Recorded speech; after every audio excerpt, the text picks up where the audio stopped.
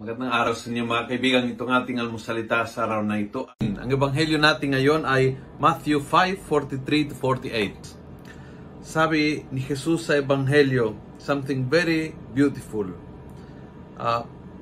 Sabi niya, I tell you this, love your enemies, pray for those who persecute you, so that you may be children of your Father in heaven, for He make His sun rise on both the wicked and the good.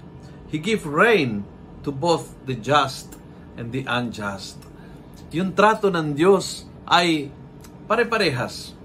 Yung pagmamahal ng Diyos ay pare-parehas. Yung biyaya ng Diyos ay pare-parehas. Hindi niya binabasa ang kanyang ugali na ayon sa ating ugali. And if we are children, gaya-gaya tayo sa tatay natin. Like father, like the son. So bilang children of God, hindi po tayo nag-uugali bilang response sa ugali mo. Masama ka sa akin, masama ako sa iyo. Inggitero ka, inggitero din ako. No, hindi po nating ginagaya ang ugali ng ating nakakasalamuhan, kaibigan man o kaaway. Ang ginagaya natin ang ugali ng ating Ama na sa langit. And He somehow, ang kabanalan ng Diyos ay itong katangian, yung pagtrato ng lahat ng pantay-pantay. Mayaman, mahirap, bata, matanda, may problema, wala, may kasalanan o wala. Lahat ng tao ay tinatrato ng pare-parehas. At yun ang kabanalang ng Diyos. Yun ang kabaitan to the max ng Diyos.